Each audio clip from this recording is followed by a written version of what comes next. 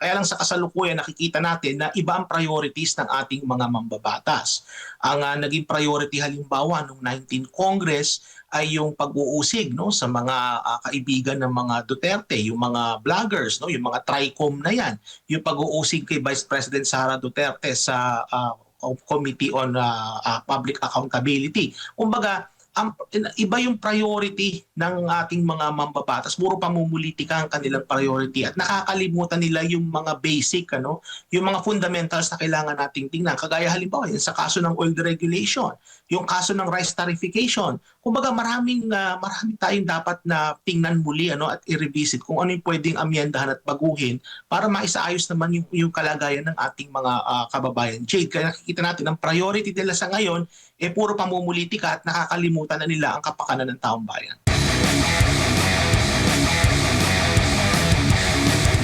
Kasunod nga po ng pagpupulong o ginawang pagpupulong ng Pangulong Bongbong Marcos sa kanyang economic team, Doc, ay ipinahayag nito na walang masyadong malaking epekto itong kaguluhan dyan sa gitnang silangan po sa pagitan ng Israel at Iran.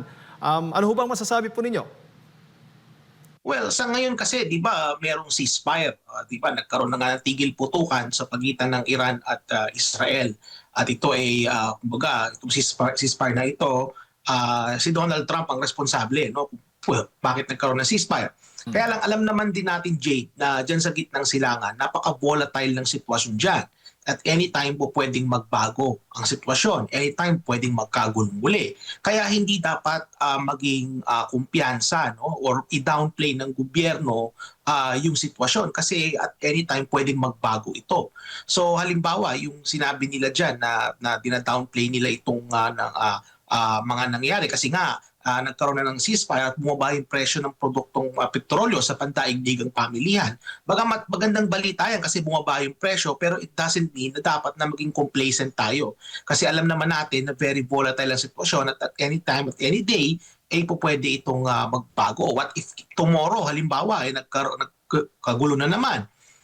Lalong lumala yung sitwasyon, isara yung Strait of Hormuz.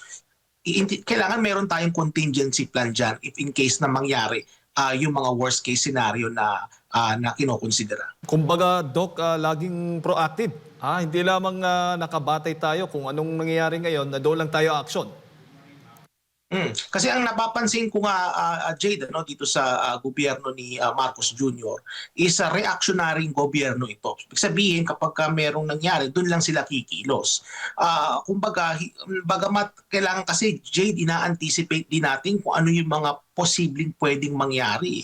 Kagaya halimbawa sa kaso ng repatriation, dapat yan naka-ready na yung mga eroplano, may mga naka-chartered flight na yan, nakaabang na yan anytime na magkaroon ng kaguluhan. Hindi yung kung kailan na magkakaroon ng mga missile tsaka nagputukan, tsaka mo ikukonsidera yung safety ng ating mga kababayan. Halimbawa sa kaso ng subsidiya, yung fuel subsidy sa ating mga PUVs, kinakailangan dyan ipaghandaan yan even before pa mangyari yung gulo. Kumbaga, ang gobyerno kasi hindi naman ito dapat na reactionary lang. Kailangan ina-anticipate din ito yung mga posibleng mangyari at kung ano yung mga dapat na gawin nilang aksyon if in case mangyari yung mga hindi inaasahan, Jay. Oo, satisfied ka ba, Doc, doon sa ginawa ng gobyerno na makipagpulong o nakipagpulong po sila sa mga oil companies tapos ganitong sistema pong ginawa nila ngayong linggo,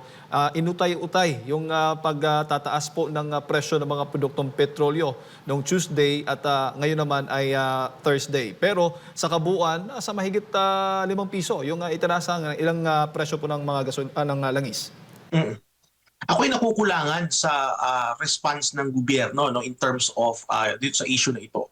Kasi unang-una, bagamat na inutay-utay nila yung pagtaas ng presyo ng produktong petrolyo, it doesn't address the fact na marami na ang naapektuhan dahil sa pagtaas ng presyo. At merong basihan, Jade, na kung saan kapag tumaas ang presyo ng produktong petrolyo sa kasalukuyan, yung epekto niyan maglilinger for a while. Kumbaga may lag effect yan. So hindi natin nararamdaman pa sa ngayon yung immediate effect niyan, pero magkakaroon ng lag effect niyan. So ibig sabihin, sa mga darating na linggo, meron ng epekto yan sa inflation sa ating bansa. kita na naman natin yung datos natin sa inflation ay mababa na, pero mukhang tataas na naman ito dahil nga dito sa pagtaas ng presyo ng produktong petrolyo.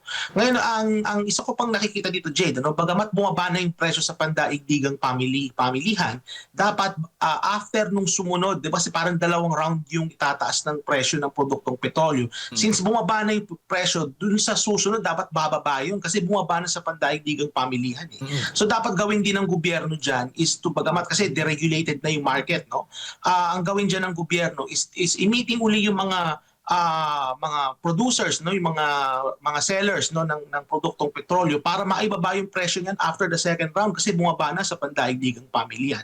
At saka dapat din, Jade, pag-aralan din nila yung posibilidad ng pansamantalang pagsususpindi muna, no, ng excise tax sa fuel kasi napakalaki niyan, nakakadagdag sa presyo.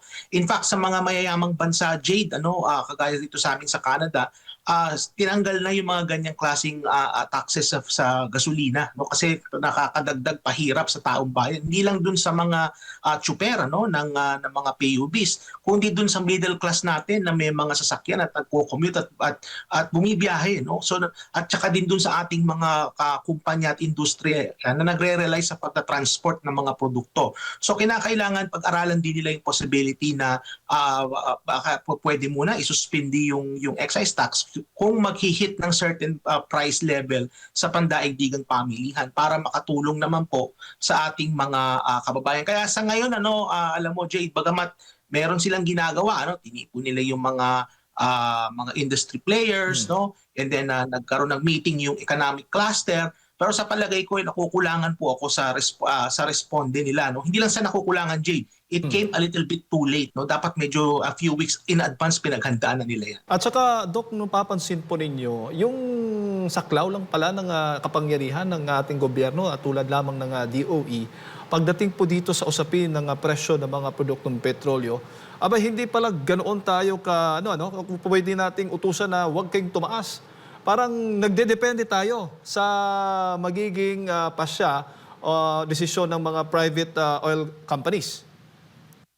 Kasi alam mo, Jay, kaya nagkaganyan na yan kasi nga nabanggit natin kanina na deregulated na yung market, no? So ano bang ibig sabihin ng deregulation? Ibig sabihin yan, hinahayaan natin yung mga puwersa sa merkado na siya magdedetermina ng presyo.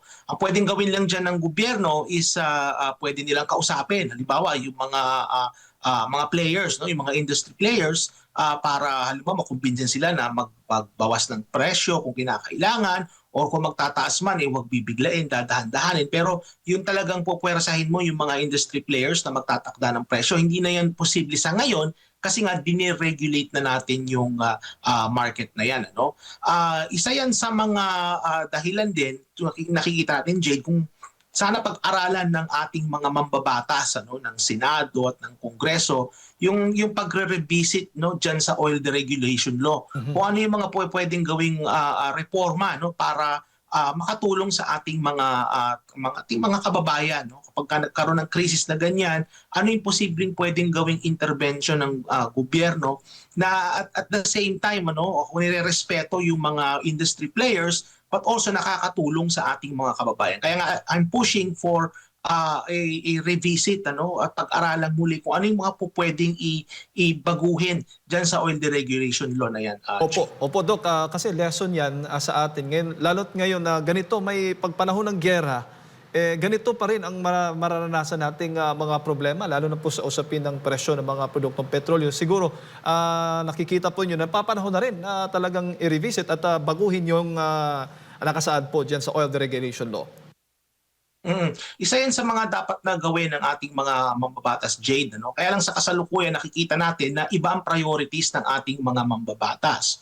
Ang naging priority halimbawa noong 19th Congress ay yung pag-uusig, sa mga kaibigan ng mga Duterte, yung mga vloggers, yung mga TRICOM na yan, yung pag-uusig kay Vice President Sara Duterte sa Committee on Public Accountability. Kumbaga, iba yung priority ng ating mga mambabatas. Puro pamumulitika ang kanilang priority at nakakalimutan nila yung mga basic, yung mga fundamentals na kailangan nating tingnan. Kagaya halimbawa, yung sa kaso ng oil deregulation, yung kaso ng rice tariffication, kumbaga marami tayong dapat na tingnan muli at i-revisit kung ano yung pwedeng amyendahan at baguhin para maisaayos naman yung kalagayan ng ating mga kababayan. Jade, kaya nakikita natin ang priority nila sa ngayon puro pamumulitika at nakakalimutan na nila ang kapakanan ng taong bayan.